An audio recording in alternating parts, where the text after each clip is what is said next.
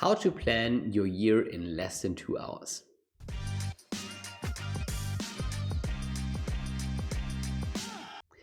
Hi everyone, my name is Johannes. I'm a strategy consultant, and in this video I will show you how you can plan your year. If you're looking for an approach that will help you to plan your year without spending hours and hours of time, then this is the right video for you. And I personally started planning my year a long time ago. I remember when I was 17, this was the time when I took or read my first book about time management and personal development. And since then, I made it a habit to plan my year every single year. Throughout the years, I took approaches and took methods from people that I admire, that inspire me, and implemented that into my own planning approach, so that throughout the years I developed an approach that suits my own needs and that helps me to plan my year in very little time. And this is exactly the approach that I want to show you today. And in this video, I will go through 6 steps that will help you to plan your year. And also I will guide you through a template that I use for my personal planning that really helps me to have this kind of structure that I need to make this process efficient.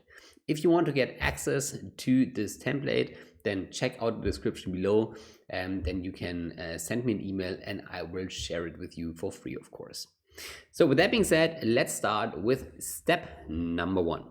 Step number 1 is that you define the important areas of your life. And I think that, before you start planning, you always have to take a step back and think about, what do I even want to plan? So what areas of my life are even important to me? Because you see, there are people who focus too much or only on their professional life. Those are the people who only plan for their business, only plan for their job.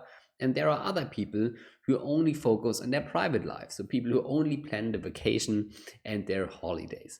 But of course, if you want to have a balanced life, or a kind of balanced life, you need both aspects. So always, before you start planning, take a step back and think about, okay, what areas of your life are important for you? And I personally have 6 areas that I like to include in my planning. And these are business and job. So my job as a consultant, also my business as an entrepreneur. Then personal development, so everything that I want to learn or that contributes to my personal growth. Then the finances, of course. Then relationships and family, health, so diet, nutrition, and also sport. And also spirit and energy. These are the 6 aspects that I like to include in my planning process.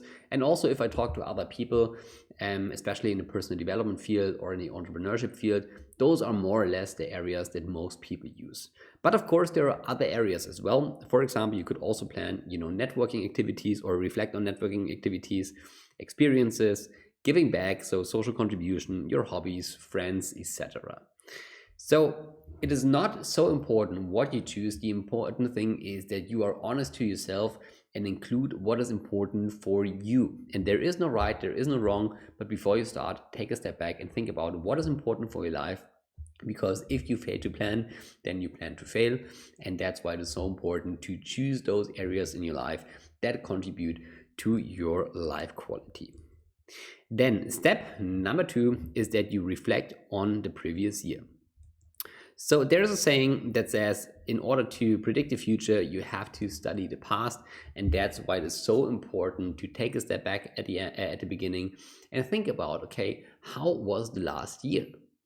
So I think there are 3 important questions that you should ask yourself. The first one is always, what was good about last year? So really think about, okay, what great things did you achieve? What went really, really good? This is not only important, to reflect. This is also important, to develop this kind of self-esteem. And even, or especially if we have difficult times like we have it now, it's very important that you also remember the good things, that you also kind of try to boost your confidence, and that you think about the positive things first. The second question that I like to ask myself is, okay, what went bad? Because we don't want to be over optimistic. Of course, we want to be realistic.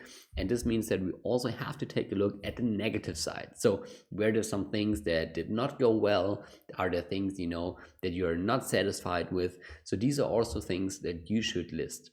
And then the third question that I ask myself is, what was the ugly? So what did I learn? What do I want to improve? So very often in a year, you have those kind of moments where you say, okay, in this time I really learned something, or this was really tough, this one is an area that I want to improve. And this is also something that you should include in your reflection of the year. So I personally like to work with a template, and what I like to do is that I make a box. This is a table here, that I work here with a table and make one box for each area of my life. So as you see, I use finances, business, personal development, and health, family, and spirit. And then I ask myself, okay, what was the good? What was the bad? What was the ugly? So this means, what did I learn? What do I want to improve? And this is how I approach my reflection. And I typically, take like, 30 minutes to 45 minutes for this whole reflection, because the reflection is so important. And you will see that, the reflection is a large part of your planning, because if you think about what was good, what was bad, and what you want to improve, or what did you learn, this automatically leads you to thoughts that will help you to plan your next year. So let's go to step number 3. And step number 3 is that you set goals for the next year. And I like to use the OKR method. So after you reflected on each area of your life, then it's time to really sit down and think about, okay, what goals do I want to set for each of those areas? Based on my experience, it's always helpful if you define 1 to 3 goals. I think this is the range that it's kind of practical.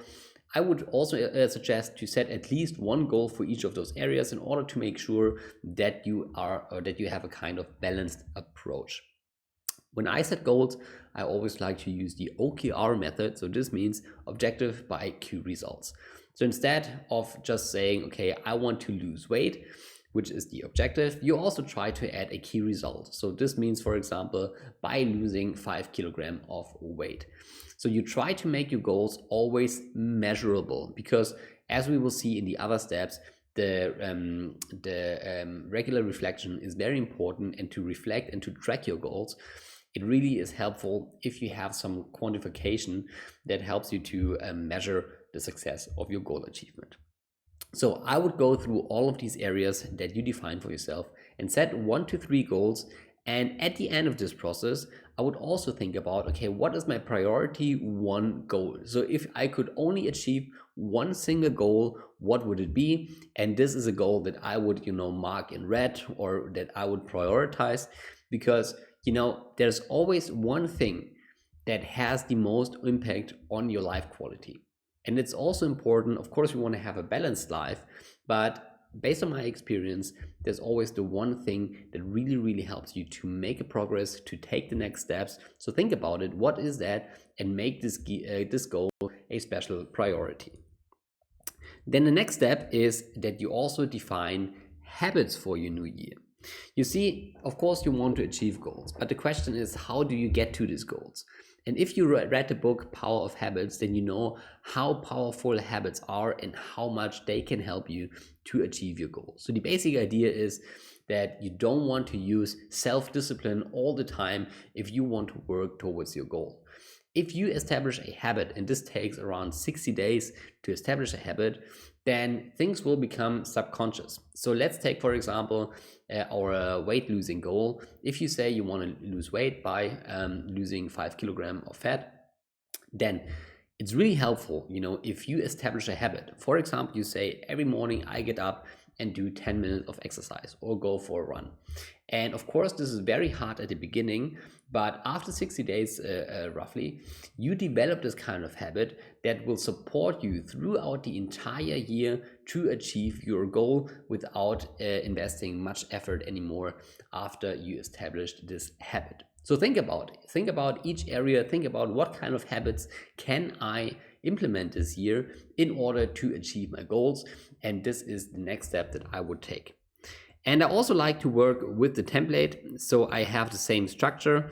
And what I typically do is that I try to identify 1 to 3 goals and also identify 1 to 3 habits that support the achievement of my goal.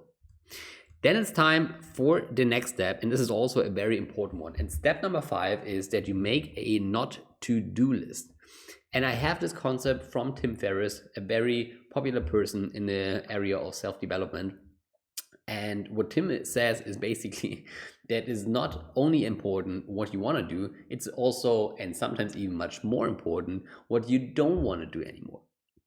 And if you reflect on the previous year, I'm pretty sure that there have been, one or two things that didn't go quite well or that you want to stop doing. Maybe you want to stop eating unhealthy food. Maybe you have this kind of craving, every evening, to grab this chocolate bar and eat it. And of course, if you want to lose weight, then, this is a bad idea doing. Also, for example, maybe you're spending too much time on social media. Maybe that's something you want to stop doing because this prevents you of working on your business, of being productive. So maybe that's something you don't want to do. Okay, or maybe you have 100 of ideas for improving your life that you all want to do at the same time, but maybe this as well keeps you distracted. So maybe you also want to select some projects or some activities that you don't want to do this year because you want to have a clear focus on your specific goals, and then you can do those other activities maybe next year. The important thing is to really sit down, think about what are the things that I don't want to do anymore, and make this not to-do list. And this is also something, of course, that I include in my template. And this is a very simple list. I just list the things that I don't want to do anymore. And this also helps me to keep track throughout the year. And then last but not least, and this is also, of course, a very important thing, is that you plan a monthly reflection. You see, of course, at the beginning of the year, we are all 100% motivated. So, we come from New Year's Eve, we have all those resolutions for this year, we set our goals, we are fully motivated. But as you will see, even or already after the second week, motivation digresses, it becomes harder and harder, and, it's very easy to lose the focus on your goal. So it's very important that you establish a kind of framework that helps you to reflect on a monthly basis. So what I like to do is that I pick each every weekend, so always the last weekend of the month, and make this my reflection weekend. I usually do that on Saturday, and I personally like to do that if I am at the spa. So I go to the gym, then I have a spa there, and there I have a protected environment where no one can disturb me. This is where I force myself to reflect on the week and on the month. And I highly recommend to establish these kind of systems, that you pick a date, that you already schedule it in your calendar, to really, really make sure that this is the time where you reflect on your goals. And what I typically do is that I go through each of these goals that I set for myself and ask myself the following questions. I ask myself, okay, how am I progressing towards my goals, and how am I progressing towards my habits? So this is a time where you can reflect every month. How's it going? Am I achieving my goals? Have I already achieved some of those goals? Or, am I far off of that? The same with the habits.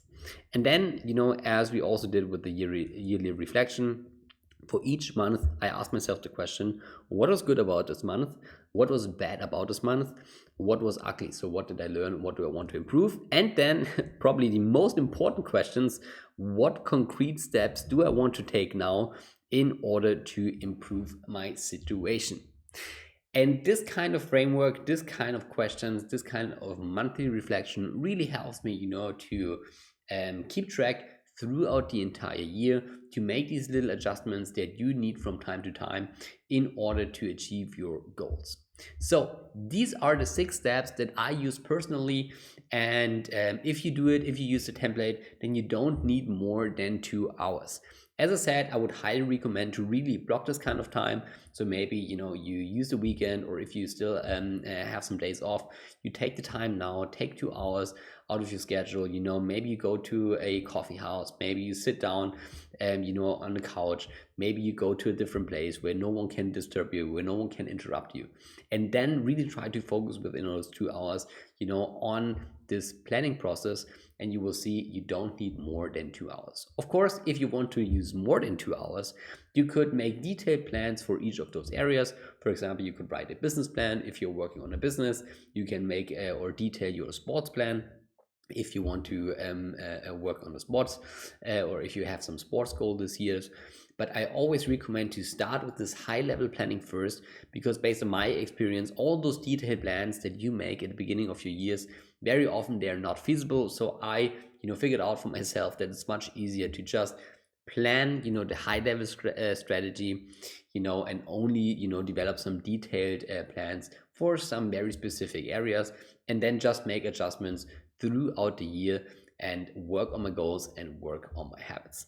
So I hope this brought value to you. If you want to get access to this template, then just check the description below, and there you can send me an email, and then I will share the template with you for free, of course. And if you like this video, then I would be very, very happy if you give it a thumb up and if you subscribe to this channel. And with that being said, I wish you a very, very good start into this year and hope to talk to you soon. Goodbye, Johannes.